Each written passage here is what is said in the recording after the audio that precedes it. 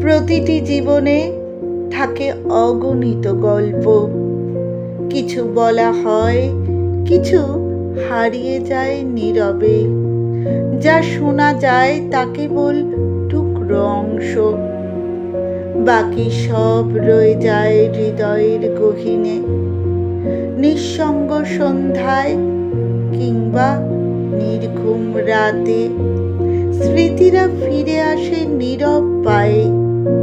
ভুলে যাওয়া কথা, চাপা রাখা কষ্ট, হঠাৎ করে ঘুমের দুয়ারে কড়া নাড়ে। মানুষ বসে হিসাব মিলাতে, কোথায় কি ভুল ছিল, কি বা ঠিক।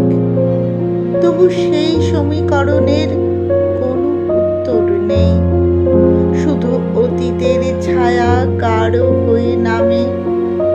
কেন জানি কষ্টের পাতাগুলোই বারবার উল্টে দেখি নীরবে।